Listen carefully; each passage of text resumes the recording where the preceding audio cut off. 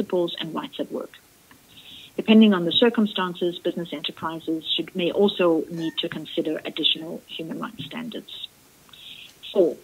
The responsibility to respect requires that business enterprises, A, avoid causing or contributing to adverse human rights impacts through their own activities and address such impacts where they occur, or B, seek to prevent or mitigate adverse human rights impacts that are directly linked to their operations, products, and services by their business relationships, even where they may not have contributed to those impacts.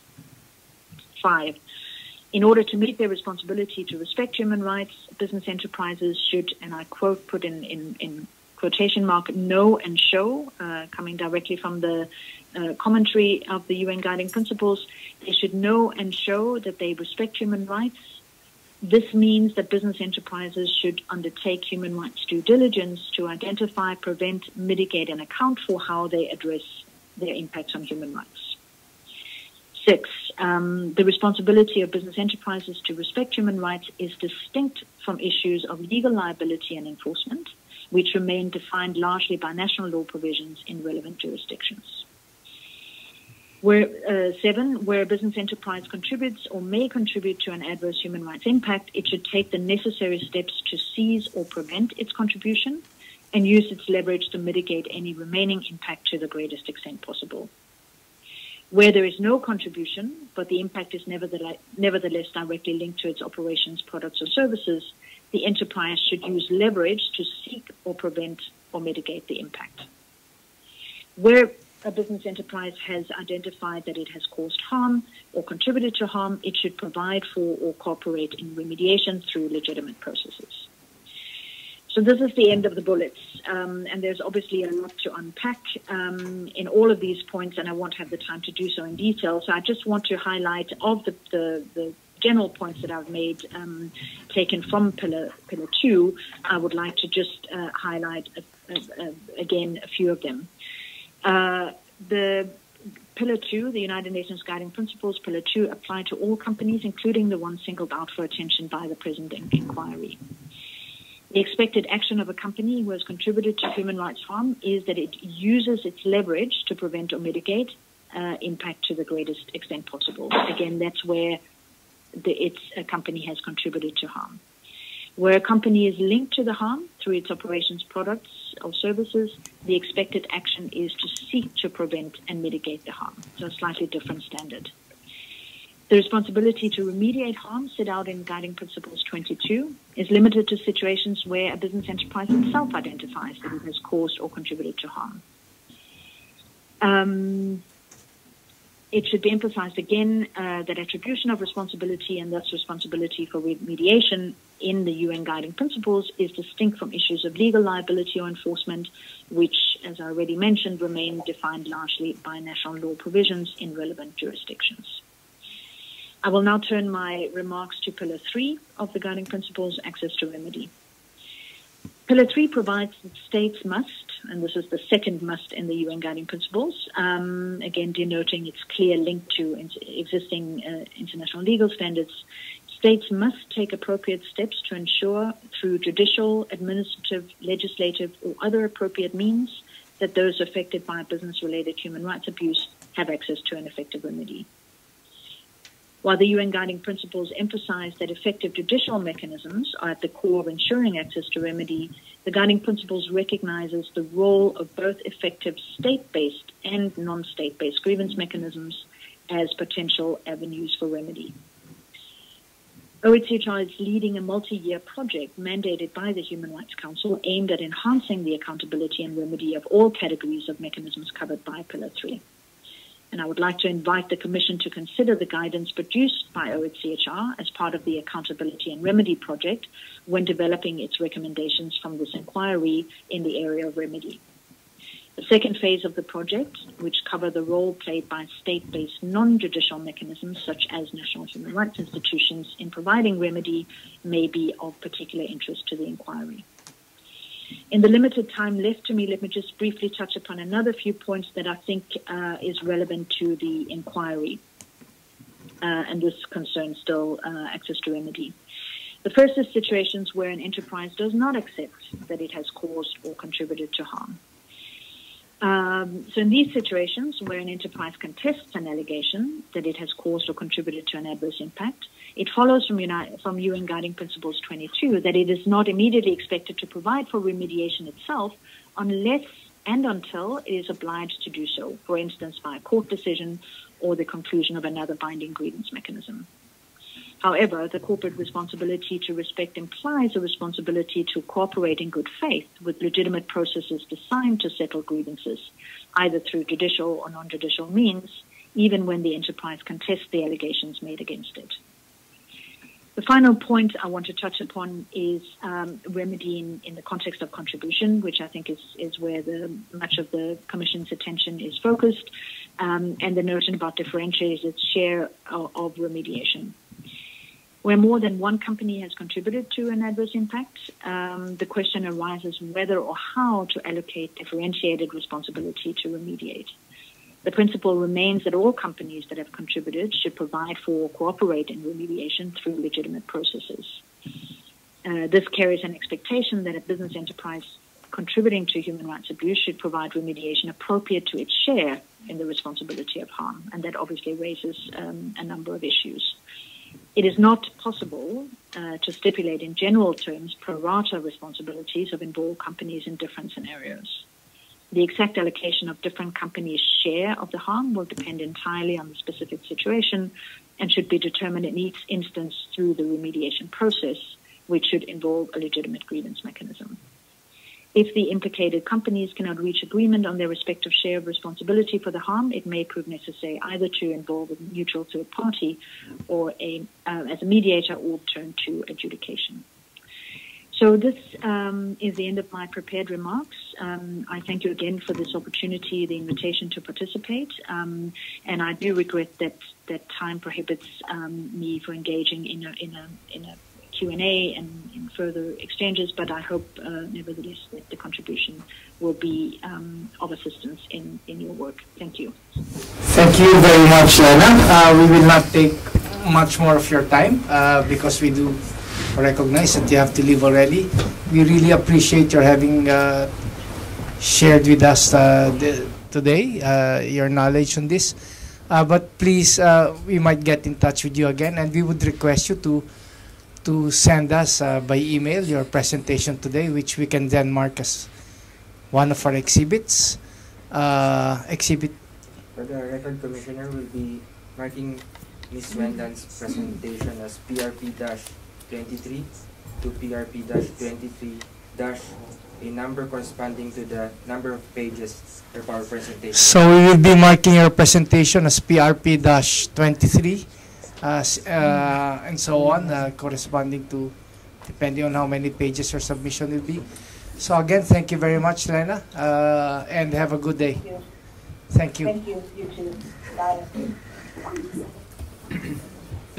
So,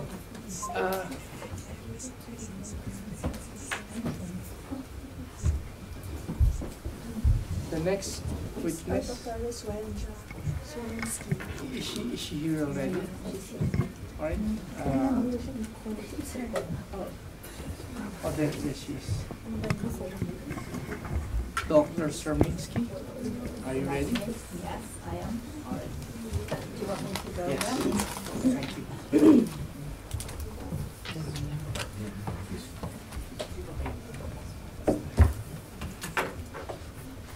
So, Dr. Serminsky, please introduce yourself. Tell us what you do, your line, your area of expertise, and then you can proceed with your presentation already. Thank you. Sure. Well, first of all, many thanks for the invitation. I'm really honored to be able to hopefully share some insights to this important inquiry. And may I just say that the Philippines are close to my heart. I've been there 3 times. I'm going there again in December, and I've met many people who, have dedicated their work and careers on dealing with climate risk in the Philippines, and that's been very humbling and very impressive. And so this topic is also close to my heart. I'm speaking here as a researcher. I work at the GranthamResearch Institute here at the LSE, and I lead our work on adaptation research. So I look very much at the impact side around climate change and climate risk. I am also a member of the Loss and Damage Network that was set up to actually bring together practitioners and scientists who work on climate impacts, and particularly in the context of the UNFCCC, this work around loss and damage, the Warsaw International Mechanism. And yeah, we've been trying to bring together academics, also practitioners, to foster the dialogue and also provide new insights into that. And this is sort of an emerging area that I think further dialogue and further engagement of research and practitioners is needed and is necessary. I have prepared some slides. For some reason, the memory stick that I just appeared. Okay. Okay. So I was asked to talk about adaptation, loss and damage, and also the use of financial instruments. And I think I'm very happy to focus on that. I think this notion around financial instruments is an area that's very close to my heart. I've worked a lot on insurance instruments, and I've also followed the debate and the discourse that has emerged around loss and damage and the use of financial instruments. Starting with the proposal that Oasis made about using insurance as a way to address compensation. So I've been closely engaged in those discussions, and I will briefly touch on that. But I think it's also important to say that maybe there has been a little bit too much focus on the use of insurance, because I think it has clear limitations, and I think we also need to focus on innovation and actually be maybe a bit more creative in coming up with new instruments that can help address loss and damage. So that's the starting point. Well, the slides have appeared. That's very good.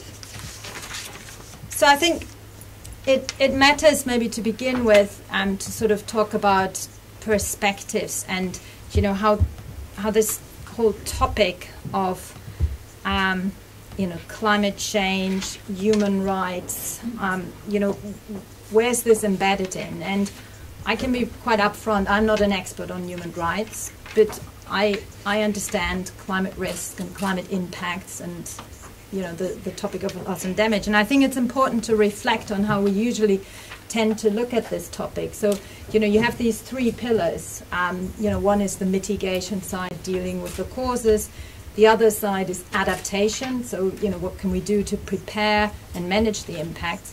But then I argue there's a third pillar, and that's looking at handling the impacts that are being already experienced and that will continue to be experienced. And how do we handle that at a global level, either at the UNFCCC through global agreements, or how is this also handled nationally across communities? And often it's then also brought in this climate justice notion. And I think this is an important element to see how these three pillars actually interact and work, because I think it's really important when you start talking about adaptation to recognize that there are clear limits to adaptation. And adaptation is important, and there are huge deficits and capacity gaps, particularly in many developing countries. But the notion that we can just adapt ourselves out of this problem is wrong, and I think that's important to recognize. It underlines the importance of mitigation, so all hands on deck to address the cause of the problem. I know that the focus here is on carbon emitters in terms of companies.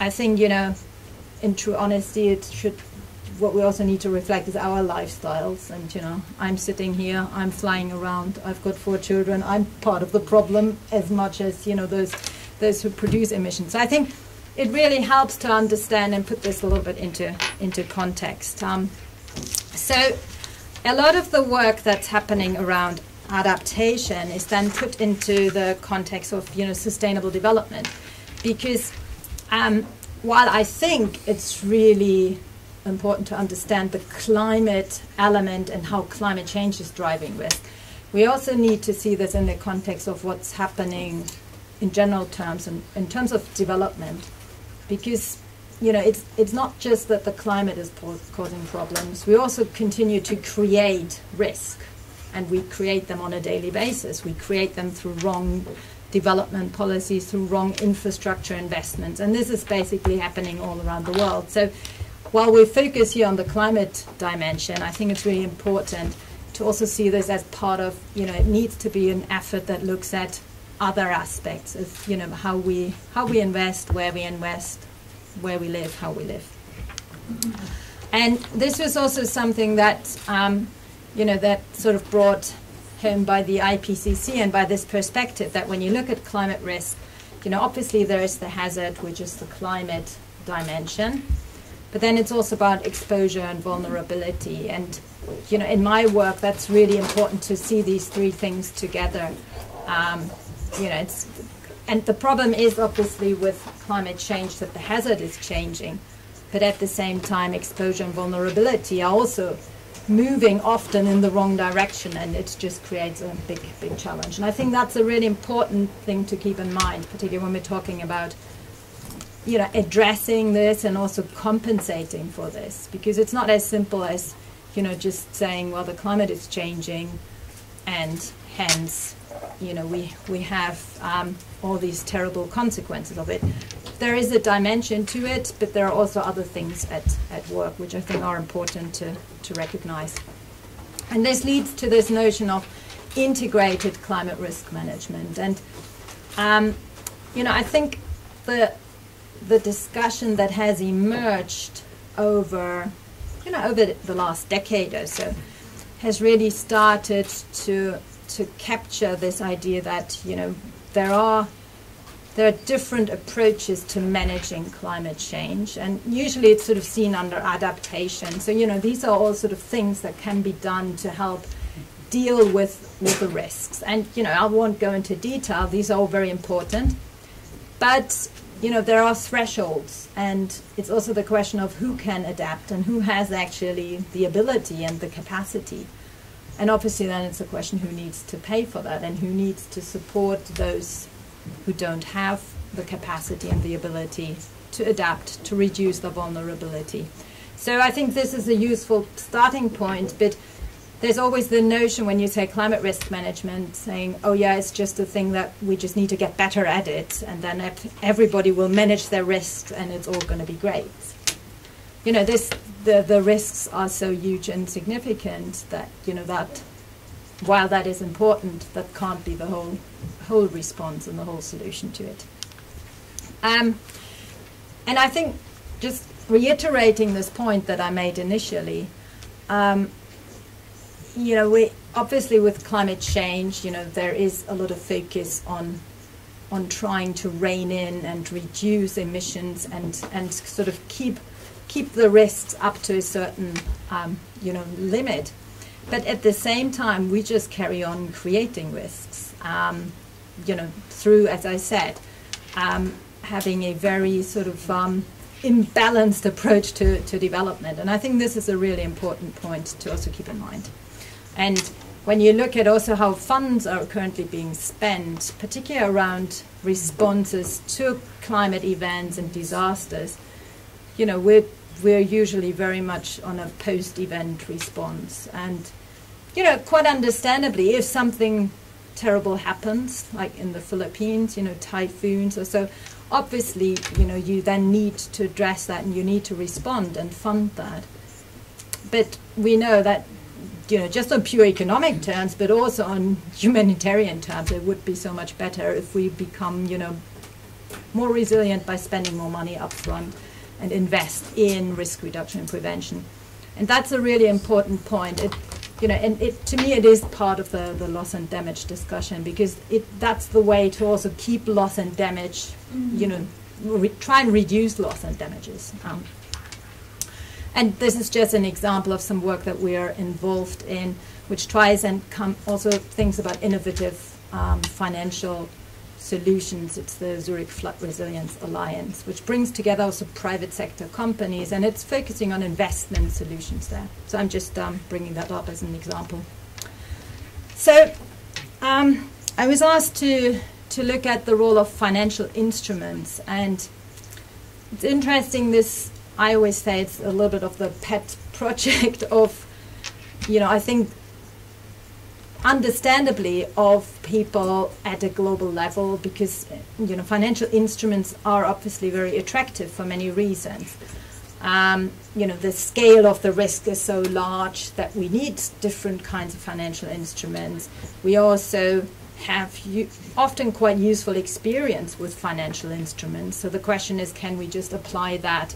And can we also use this to shift financial flows around and help us deal not just with the climate impacts, but also with reducing the and investing into renewables and so on. So financial instruments are clearly part of the solution. Particularly under the Warsaw International Mechanisms and the Executive Committee on Loss and Damage, there has been a lot of focus on financial instruments. This diagram is taken out of one of their publications. And yeah, I mean, there is scope to use some of these instruments, also to come up with, new ways of addressing climate impacts and losses. But it's really important to identify the right instrument mix and also to understand which instrument is effective, what are the potential downsides, and then ultimately also, what sort of logic is behind those. I mean, a lot of these instruments work quite well in the context of, industry, private sector, or governments in highly industrialized countries. The question is then, can they also be applied to countries where it's particular rural populations, communities that are at risk? And, I think that is a very valid question to sort of see how some of these instruments might play a part in that. And then the next question, can they also be used to address loss and damage? And if we call it sort of the compensation side of these three pillars. And I will close by leaving you with some thoughts on this, because there is a notion that we have focused very much on insurance under the loss and damage discussion, because it's a different term to compensation. And I think that's probably a correct observation. But the question is, are there actually proper mechanisms, and insurance could be one, but there could be other mechanisms that could help facilitate flows of finance and, what we might call compensation agreements, and do that. And I will close by some thoughts on that. So, insurance has received a lot of attention in this discussion, and I think, there is a lot to be said about why it is an attractive tool, and there is certainly a place for it. But, it has clear limitations, and particularly when we look at extreme events versus slow onset events. I mean, most of the experience with financial instruments has been on the extreme event side, and they are a mechanism to help transfer funds. But under loss and damage, what you really need to do is to look at helping to reduce risk. So this resilience element needs to be in there, but then also this what we call curative role, to helping to compensate, to actually have this degree of fairness and allocating funds according to those who need it, from those who kind of caused the problems to those who actually now impacted by it. So we've done an investigation, and we looked at how insurance mechanisms might do both of these things, the prevention role, the risk reduction role, and then the compensation side. And it is feasible, but not in the way that currently insurance is used. And it comes back to what I said earlier, who's actually able to take action to reduce risks, and who is then also paying the premium for these insurance instruments. Because the way that a lot of these insurance mechanisms are set up, it's those at risk who also pay the premium, and then it helps them, it's a tool that helps them deal with the finances. Whether that is satisfactory to those who are calling for, a proper loss and damage mechanisms, I don't think that will satisfy all of that. So I think we need to look at, innovative approaches to that. And with those sort of brief comments, I'll leave that. But I would be very happy to, to pick up on any questions you have, and also flag that there is well, in my opinion, the first ever book on loss and damage that was produced by the Loss and Damage Network that has just been published. It's going to be open access, and it includes a lot of different perspectives, the legal, the philosophical side, science side, and some of the people that you interviewed for the hearing have contributed. So I will make sure that that will get distributed to the Commission. Thank you. Thank you very much, Dr. Siermiński. Commissioner Karen, do you have questions?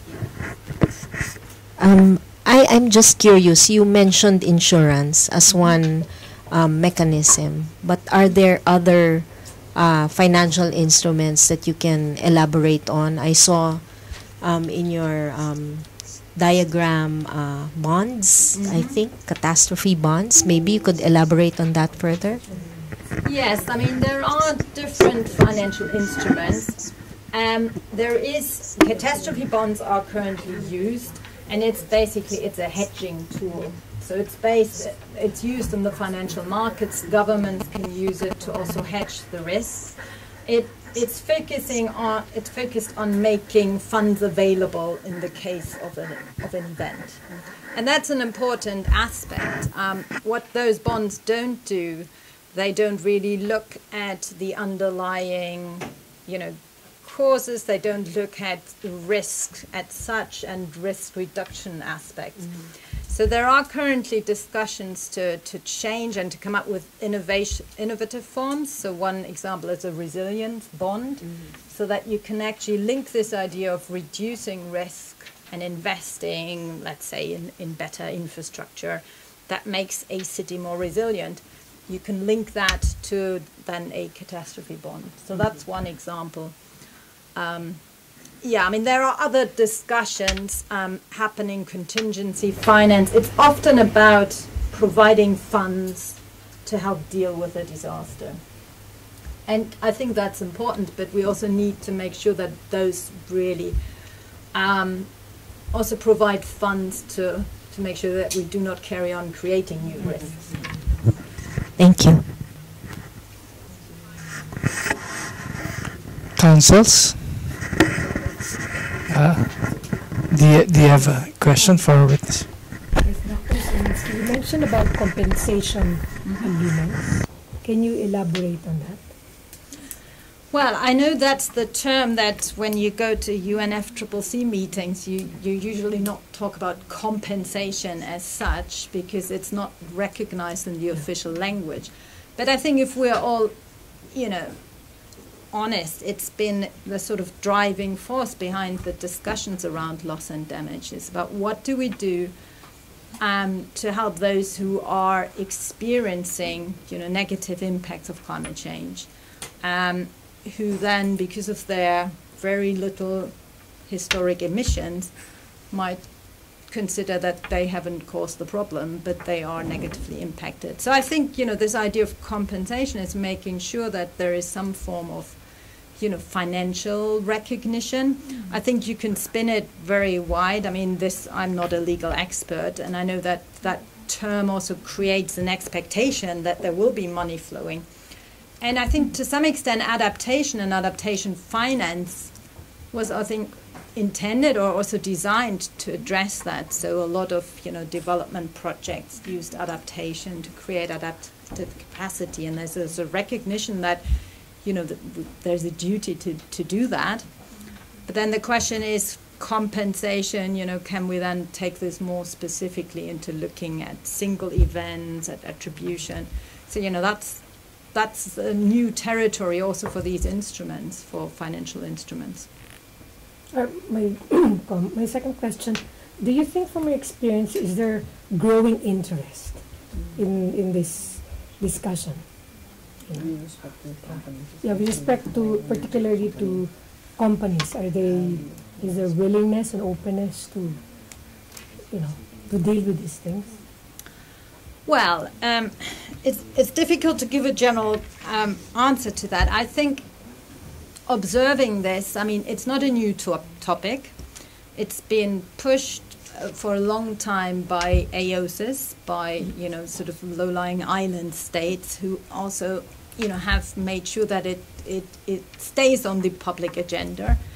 I think, but it was often considered as, a sort of niche aspect when you look into the global negotiations, for example. I think that has changed. We have the Warsaw International Mechanism. It's more recognized, so people pay more attention. Has this led to action? Has this led to, the development of new instruments? I think you can make up your own mind when you look at what's being discussed. In my mind, we've been very good at discussing it, but not so good at actually coming up with new solutions. Do I think that there's more interest in this? I think certainly there is growing awareness now that we recognize that, we are not on a very good, things are not looking very rosy when it comes to, the climate projections and the trends. And, there is now also growing recognition that there might be some liability questions and litigation arising from that. So I think this is getting the attention. Yeah.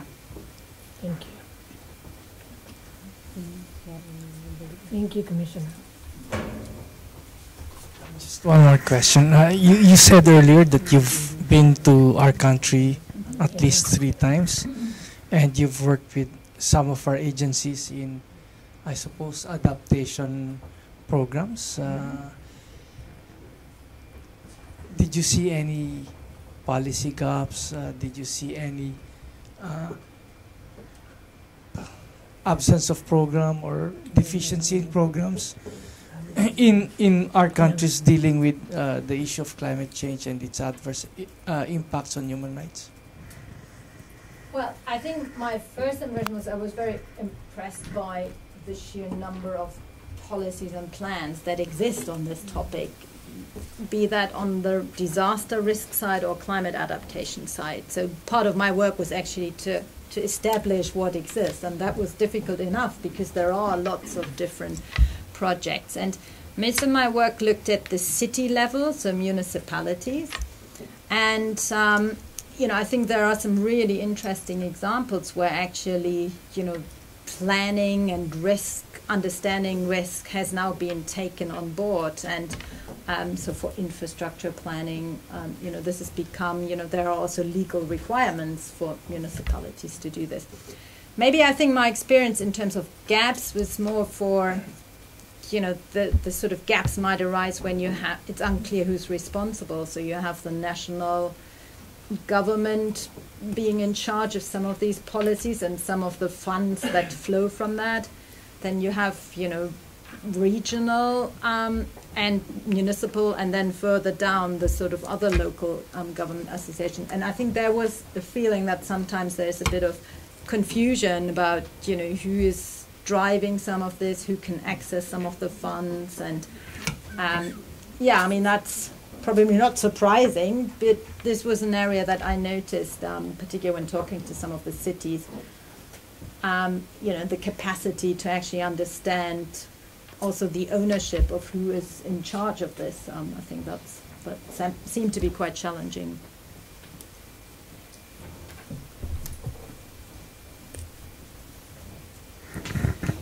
More questions? All right, thank you very much, Doctor. We have no further questions. Again, we appreciate your coming here to share with us your expertise. Okay. Thank you. Thank you. I just want to ask our clerk, Yes, Are there documents that have been submitted in relation to her testimony? we already have a soft copy. Alright. And for the record, Commissioner will be marking her PowerPoint presentation as Exhibit PRP-24 to PRP-24- number corresponding to the number of pages repeated. So PRP-24. Thank you again, Doctor. Shall we have one more witness? So maybe we can we had a very short lunch. Maybe you can take a 15-minute break before we proceed to the last witness. Is that all right? Yes. Okay, thank you.